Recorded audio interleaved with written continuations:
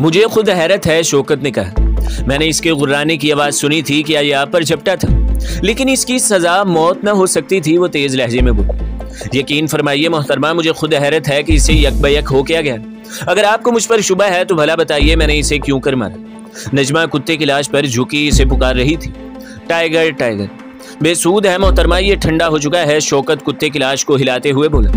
آخر اسے ہو کیا گیا؟ نجمہ نے خوفزدہ انداز میں پوچھا۔ میں خود یہی سوچ رہا ہوں، بظاہر کوئی زخم بھی نہیں نظر آ رہا۔ سخت حیرت ہے۔ دفعتاً ڈاکٹر شوکت کے ذہن میں خیال پیدا ہوا۔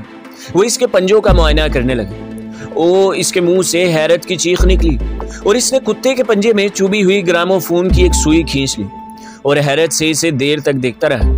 دیکھیے محترمہ، غالباً یہ زہریلی سوئی ہی آپ کے کتے کی موت کا سبب بنی ہے۔ سوئی؟ نجمہ نے چونک کر کہا۔ گراموفون کی سوئی؟ کیا مطلب تو میں بھی نہیں سمجھا، لیکن یہ وثوق سے کہہ سکتا ہوں کہ یہ سوئی خطرناک حد تک زہریلی ہے۔ مجھے انتہائی افسوس ہے، کتا بہت عمدہ تھا، لیکن یہ سوئی یہاں کیسے آئی؟ وہ پلکیں جھپکاتی ہوئی بولی۔ کسی سے گر گئی ہوگی، عجیب بات ہے۔ شوکت نے وہ سوئی احتیاط سے تھرمامیٹر رکھنے والی نالی میں رکھ لی اور بولا، یہ ایک دلچسپ چیز ہے، میں اس کا کیمیاوی تجزیہ کروں گا۔ آپ کے کتے کی موت پر ایک بار پھر اظہار افسوس کرتا ہوں۔ ڈاکٹر، میں آپ سے سچ کہتی ہوں کہ میں اس کتے کو بہت عزیز رکھتی تھی، اس نے ہاتھ ملاتے ہوئے کہا۔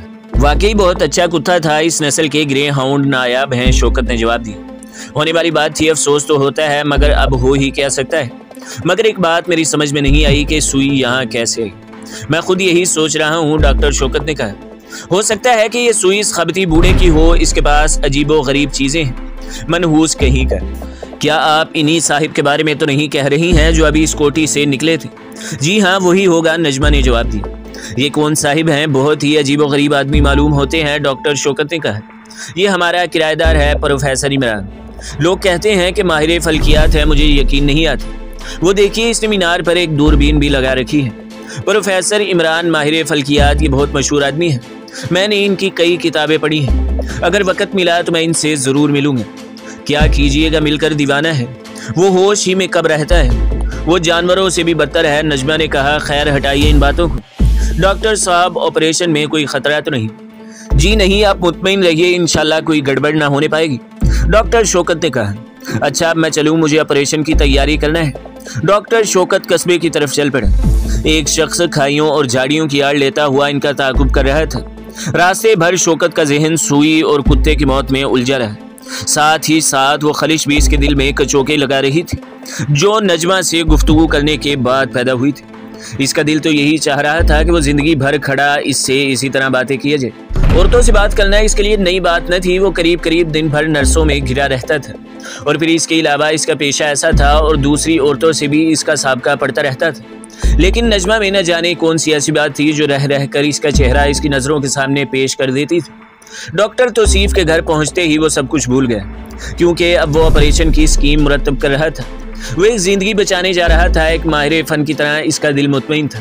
اسے اپنی کامیابی کا اسی طرح یقین تھا جس طرح اس کا کہ وہ 11 بجے کھانا کھائے گا۔ تقریباً 1 گھنٹے کے بعد ڈاکٹر توصیف بھی نواب صاحب کی کار پر آ گیا۔ کہیے ڈاکٹر صاحب، کوئی خاص بات؟ ڈاکٹر شوکت نے کہا۔ ایسی تو کوئی بات نہیں، البتہ کتے کی موت سے ہر شخص حیرت زدہ ہے۔ لائیے دیکھوں تو صحیح وہ سوئی۔ ڈاکٹر توصیف نے سوئی لینے کے لیے ہاتھ بڑھاتے ہوئے کہا۔ یہ دیکھیے، بڑی عجیب بات ہے، معلوم نہیں سوئی کس زہر میں بجھائی گئی تھی۔ ڈاکٹر شوکت تھرمامیٹر کی نلکی سے سوئی نکال کر اس کی طرف بڑھاتے ہوئے بولا۔ دیکھتے ہی دیکھتے کتا ختم ہو گیا۔ گراموفون کی سوئی ہے، ڈاکٹر توصیف نے سوئی کو غور سے دیکھتے ہوئے کہا۔ معلوم نہیں کس زہر میں بجھائی گئی ہے، میرے خیال میں پوٹاشیم سائنائڈ یا اس قبیل کا کوئی زہر اور ہے۔ ڈاکٹر شوکت نے سوئی کو لے کر پھر تھرمامیٹر کی نلکی میں رکھتے ہوئے کہا۔ مجھے تو یہ سوئی خبیث پروفیسر کی معلوم ہوتی ہے، ڈاکٹر توصیف نے کہا۔ اس کی عجیب و غریب چیزیں اور حرکتیں دور تک مشہور ہیں۔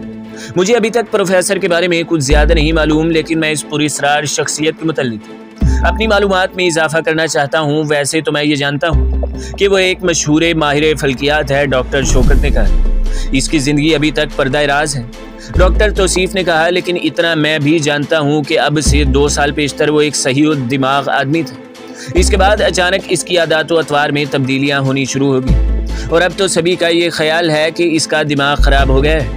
میں نے تو صاحب اتنا بھیانک آدمی آج تک نہیں دیکھا، ڈاکٹر شوکت نے کہا۔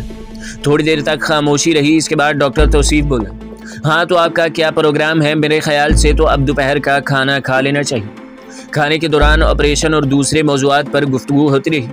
اچانک ڈاکٹر شوکت کو کچھ یاد آ گیا۔ ڈاکٹر صاحب، میں جلدی میں اپنے اسسٹنٹ کو کچھ ضروری ہدایات دینا بھول گیا ہوں، اگر آپ کوئی ایسا انتظام کر سکے کہ میرا رکا اس تک پہنچا دیا جائے تو بہت اچھا ہوگا، ڈاکٹر شوکت نے کہا۔ چلیے اب 2 کام ہو جائے، ڈاکٹر توصیف نے کہا۔ میں دراصل شہر ہی جا رہا ہوں اور آپ کے لیے نواب صاحب کی کار لایا تھا، آپ رکا دے دیجیے گا، اور ہاں کیوں نہ آپ کے ساتھیوں کو بھی اپنے ساتھ لیتا ہوں، اس سے بہتر کیا ہو سکتا ہے اس رکے کے علاوہ کوئی اور کا؟ جی نہیں شکریہ، میرے خیال سے آپ ان لوگوں کو اسی طرف سے کوٹھی لیتے جائیے گا، بہتر ہے 6 بجے آپ کے لیے کار بھجوا دی جائے گی۔ نہیں اس کی ضرورت نہیں، میں پیدل ہی آؤں گا۔ کیوں؟ بات دراصل یہ ہے ڈاکٹر صاحب کہ آپریشن ذرا نازک ہے، میں چاہتا ہوں کہ آپریشن سے قبل اتنی ورزش ہو جائے جس سے جسم میں چستی پیدا ہو سکے۔ ڈاکٹر شوکت، میں آپ کی تعریف کیے بغیر نہیں رہ سکتا، در حقیقت ایک اچھے ڈاکٹر کو ایسا ہی ہونا چاہیے۔ ڈاکٹر توصیف کے چلے جانے کے بعد ڈاکٹر شوکت نے یہ کے بعد دیگرے وہ کتابیں پڑھنا شروع کی جو وہ اپنے ساتھ لایا تھا۔ ایک کاغذ پر پینسل سے کچھ ڈائیگرام بنے اور دیر تک انہیں دیکھتا رہا۔ پرانے ریکارڈوں کی کچھ فائل دیکھے، انہیں مشغولیات میں دن ختم ہو گیا۔ تقریباً 5 بجے اس نے کتابیں اور فائل ایک طرف رکھ دی۔ اسے ٹھیک 6 بجے یہاں سے روانہ ہونا تھا۔ دسمبر کا مہینہ تھا، شام کی کرنوں کی زردی پھیلی پھیلی سرخی میں تبدیل ہوتی جا رہی تھی۔ ڈاکٹر توصیف کا نوکر انڈے کے سینڈوچ اور کافی لے آئے۔ رات کا کھانا سلیم کی درخواست کے مطابق اسے کوٹھی میں کھانا دیا گیا، اسی لیے اس نے صرف 1 سینڈوچ کھائی اور 2 کپ کافی کے بعد سگریٹ سلگا کر ٹہلنے لگا۔ گھڑی نے 6 بجائے، اس نے کپڑے پہنے اور چیسٹر کاندھے پر ڈال کر روانہ ہو گیا۔ وہ آہستہ آہستہ ٹہلتا ہوا جا رہا تھا۔ چاروں طرف تاریکی پھیل گئی تھی، سڑک کے دونوں طرف گھنی جھاڑیاں اور درختوں کی قطاریں تھیں جن کی وجہ سے سڑک خصوصاً اور زیادہ تاریک ہو گئی تھی۔ لیکن ڈاکٹر شوکت آپریشن کے خیال میں مگن بے خوف چلا جا رہا تھا۔ اس سے تقریباً 50 گز پیچھے ایک دوسرا آدمی جھاڑیوں سے لگا ہوا چل رہا تھا۔ شاید اس نے ربڑ سیول کے جوتے پہن رکھے تھے جس کی وجہ سے ڈاکٹر شوکت اس کے قدموں کی آواز نہیں سن رہا تھا۔ ایک جگہ ڈاکٹر شوکت سگریٹ سلگانے کے لیے رکا، ساتھ ہی وہ شخص بھی رک کر جھاڑیوں کی اوٹ میں چلا گیا۔ جیسے ہی شوکت نے چلنا شروع کیا وہ پھر جھاڑیوں سے نکل کر اسی طرح اس کا تعاقب کرنے لگا۔ سڑک زیادہ چلتی ہوئی نہ تھی، وجہ یہ تھی کہ یہ سڑک محض کوٹھی کے لیے بنائی گئی تھی۔ اگر نواب صاحب نے اپنی کوٹھی بستی کے باہر نہ بنوائی ہوتی تو پھر اس سڑک کا وجود بھی نہ ہوتا۔ شوکت کے وزنی جوتوں کی آواز اس سنسان سڑک پر اس طرح گونج رہی تھی جیسے وہ جھاڑیوں میں دبک کر ٹیں ٹیں ریں ریں کرنے والی جھینگروں کو ڈانٹ رہی ہوں۔ شوکت چلتے چلتے ہلکے سروں میں سیٹی بجانے لگا۔ اسے اپنے جوتوں کی آواز سیٹی کی دھن پر تال دیتی محسوس رہی تھی۔ کسی درخت پر ایک بڑے پرندے نے چونک کر اپنے پر پھڑ پھڑائے اور اڑ کر دوسری طرف چلا گیا۔ جھاڑیوں کے پیچھے قریب ہی گیدڑوں کی آوازوں نے چیخنا شروع کر دی۔ جو شخص ڈاکٹر شوکت کا پیچھا کر رہا تھا اس کا اب کہیں پتہ نہ تھا۔ کچھ آگے بڑھ کر بہت زیادہ گھنے درختوں کا سلسلہ شروع ہو گیا۔ یہاں پر دونوں طرف کے درختوں کی شاخیں آپس میں مل کر اس طرح گنجان ہو گئی تھی کہ آسمان نہیں دکھائی دیتا تھا۔ ڈاکٹر شوکت دنیا مخفیہ سے بے خبر اپنی دھن میں چلا جا رہا تھا۔ اچانک اس کے منہ سے ایک چیخ نکلی اور ہاتھ اوپر اٹھ گئے۔ اس کے سامنے ایک موٹی سی رسی کا پھندا پڑا تھا۔ آہستہ آہستہ پھندے کی گرفت تنگ ہوتی گئی اور ساتھ ہی ساتھ وہ اوپر اٹھنے لگا۔ گلے کی رگیں پھول رہی تھیں، آنکھیں حلقوں سے ابلی پڑی تھی۔ اس نے چیخنا چاہا لیکن آواز نہ نکلی۔ اسے ایسا معلوم ہو رہا تھا جیسے اس کا دل کن پٹیوں پر آنکھوں میں دھڑک رہا ہو۔ آہستہ آہستہ اسے تاریکی گہری ہوتی ہوئی معلوم ہو۔ جھینگروں اور گیدڑوں کا شور دور خلا میں ڈوبتا چلا جا رہا تھا۔ پھر بالکل خاموشی چھا گئی۔ وہ زمین سے 2 فٹ بلندی پر جھول رہا تھا۔ کوئی اسی درخت پر سے کود کر جھاڑیوں میں غائب ہو گیا۔ پھر ایک آدمی اس کی طرف دوڑ کر آتا دکھائی دیا۔ اس کے قریب پہنچ کر اس نے ہاتھ ملتے ہوئے ادھر ادھر دیکھا۔ دوسرے لمحے میں وہ پھرتی سے درخت پر چڑھ رہا تھا۔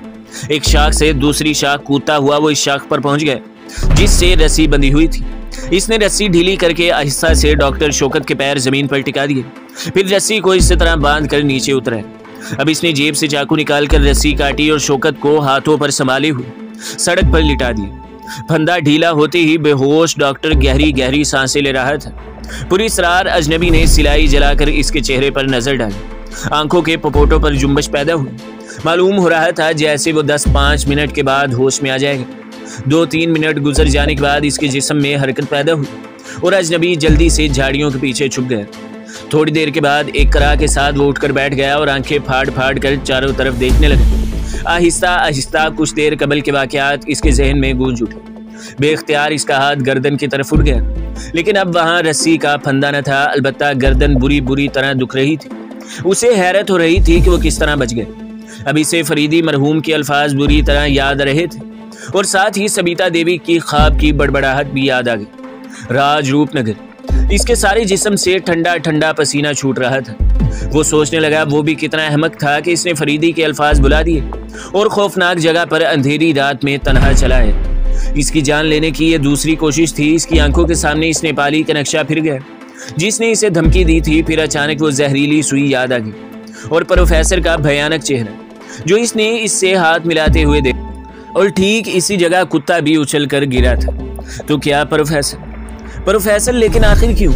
یہ سب سوچتے سوچتے اس نے اپنی موجودہ حالت کا خیال آیا اور وہ کپڑے جھاڑتا ہوا کھڑا ہو گیا۔ چسٹر قریب ہی پڑا تھا۔ اس نے جلدی سے چسٹر اٹھا کر کندھے پر ڈالا اور تیزی سے کوٹھی کی طرف روانہ ہو گیا۔ اس نے سوچا کہ گھڑی میں وقت دیکھے، لیکن پھر دیا سلائی جلا کر دیکھنے کی ہمت نہ پڑی۔ کوٹھی میں سب لوگ بے صبری سے اس کا انتظار کر رہے تھے۔ اس نے 7 بجے آنے کا وعدہ کیا تھا، لیکن اب 8 بج رہے تھے۔ شوکت بہت ہی باصول آدمی معلوم ہوتا تھا، نہ جانے کیا بات ہے۔ ڈاکٹر توصیف نے باغ میں ٹہلتے ہوئے کہا۔ نجمہ بار بار اپنی کلائی پر بندھی ہوئی گھڑی دیکھ رہی تھی۔ کیا بات ہو سکتی ہے؟ کنور سلیم نے پنجوں کے بل کھڑے ہوتے ہوئے پیشانی پر ہاتھ رکھ کر اندھیرے میں گھورتے ہوئے کہا۔ میرا خیال ہے کہ وہ دیر میں گھر سے روانہ ہوا۔ میں تو کہہ رہا تھا کہ کار بھجوا دوں گا، لیکن اس نے کہا کہ میں پیدل ہی آؤں گا۔ ہاں، یہ کون آ رہا ہے؟ ہیلو ڈاکٹر بھائی۔ انتظار کرتے کرتے آنکھیں پتھرا گئی۔ ڈاکٹر شوکت برآمدے میں داخل ہو چکا تھا۔ وہ راستے بھر اپنے چہرے سے پریشانی کے آثار مٹانے کی کوشش کرتا آیا تھا۔ مجھے افسوس ہے، ڈاکٹر شوکت نے مسکراتے ہوئے کہا۔ اپنی حماقت کی وجہ سے چلتے وقت ٹارچ چلانا بھول گئے۔ نتیجہ یہ ہوا کہ راستہ بھول گئے۔ لیکن آپ کے سر میں یہ اتنے سارے تنکے کہاں سے آ گئے؟ جی وہاں نہیں، پیچھے کی طرف نجمہ نے مسکرا کر کہا۔ تنکے او کچھ نہیں، ہٹائیے بھی، کوئی ایسی خاص بات نہیں، ڈاکٹر شوکت نے کچھ بوکھلائے ہوئے لہجے میں کہا۔ نہیں بتائیے نا، آخر بات کیا ہے؟ کنور سلیم نے سنجیدگی سے کہا۔ ارے وہ تو ایک پاگل کتا تھا، راہ میں اس نے مجھے دوڑایا۔ اندھیرا کافی تھا، میں ٹھوکر کھا کر گر پڑا۔ وہ تو کہیے ایک راہگیر ادھر آ نکلا بنا۔ آج کل دسمبر میں پاگل کتا، نجمہ نے حیرت سے کہا۔ کتے تو عموماً گرمیوں میں پاگل ہوتے ہیں۔ نہیں، یہ ضروری نہیں، کنور سلیم نے جواب دیا۔ اکثر سردیوں میں بھی بعض کتوں کا دماغ خراب ہو جاتا ہے۔ خیر، آپ خوش قسمت تھے ڈاکٹر شوکت۔ پاگل کتوں کا زہر بہت خطرناک ہوتا ہے، آپ تو جانتے ہی ہوں گے۔ ہاں بھائی ڈاکٹر، وہ آپ کے آدمیوں نے بیمار کے کمرے میں ساری تیاریاں مکمل کر لی ہیں۔ وہ لوگ اس وقت وہیں ہیں، ڈاکٹر توصیف نے کہا۔ آپ کے انتظار میں شاید ان لوگوں نے بھی ابھی تک کھانا نہیں کھایا، نجمہ بولی۔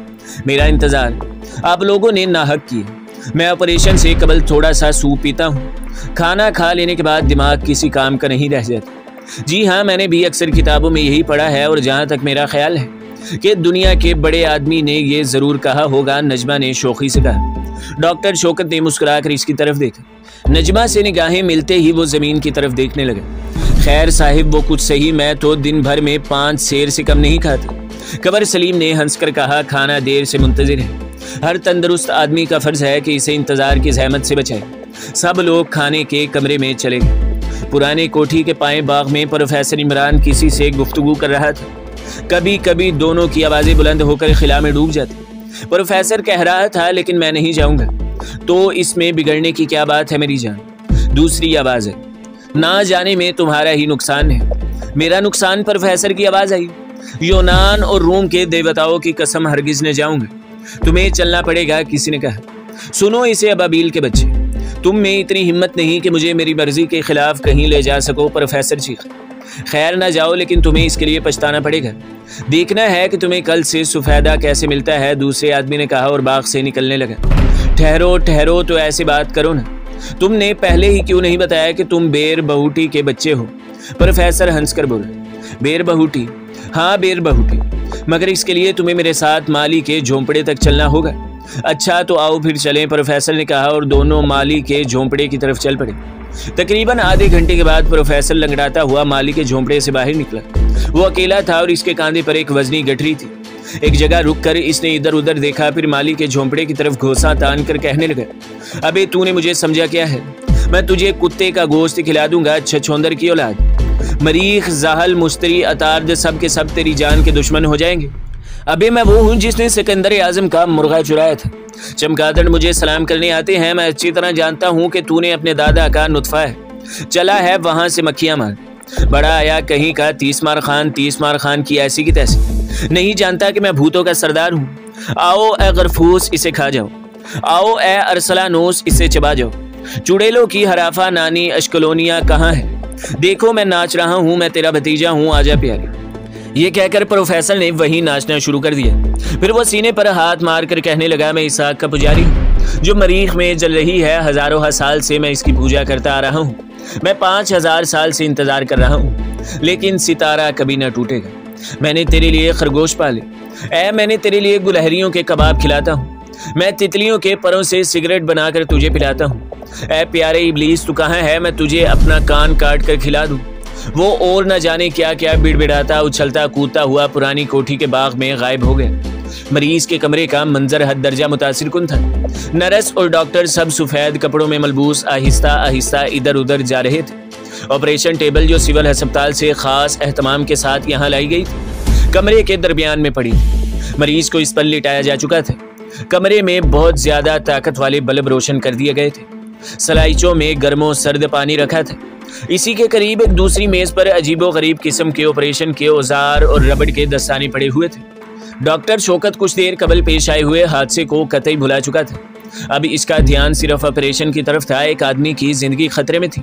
तमाम तर कोशिशें सर्फ कर देने का तहैया कर लिया गया था। नौजवान माहिर इसे भी अच्छी तरह जानता था कि अगर इसे इस केस में कामयाबी हो गई तो इसकी शख्सियत कहीं की कहीं जा पहुंचेगी। कामयाबी इसे तरक्की के जीनों पर ले जाएगी और नाकामी, लेकिन नहीं, इसके जहन में नाकामी के ख्याल का नामो निशान भी न था। वो एक मुशाक माहिर फन की तरह मुतमईन नजर आ रहा था। डॉक्टर तौसीफ भी कमरे में मौजूद था, लेकिन इसकी हैसियत एक तमाशाई जैसी थी। वो देख रहा था और हैरान था कि ये नौजवान लड़का किस तरह सुकून और इत्मीनान के साथ अपनी तैयारियों में मसरूफ है। ऐसे मौकों पर इतना इत्मीनान तो इसने अच्छे मामर और तजर्बाकार डॉक्टरों के चेहरों पर भी नहीं देखा था। वो दिल ही दिल में इसकी तारीफें कर रहा था। बाहर बरामदे में नवाब साहब की बहन और नजमा बैठी थी। दोनों परेशान नजर आ रही थी। कंवर सलीम टहल टहल कर सिगरेट पी रहा था। मम्मी क्या वो कामयाब हो जाएगा? नजमी ने बेताबी से कहा। मुझे यकीन है कि वो जरूर कामयाब हो जाएगा, लेकिन कितनी देर लगेगी? परेशान मत हो बेटी, बेगम साहिबा बोली। मेरा ख्याल है कि काफी अरसा लगेगा, मुमकिन है सुबह हो जाए। लिहाजा हम लोगों का यहाँ इसी तरह बैठना ठीक नहीं। क्यों ना हम ड्राइंग रूम में चलकर बैठे? गालबन काफी अब तैयार हो गई होगी। सलीम क्या आज तुम कॉफी न पियोगे? कॉफी का किसे होश है फुप्पी साहिब?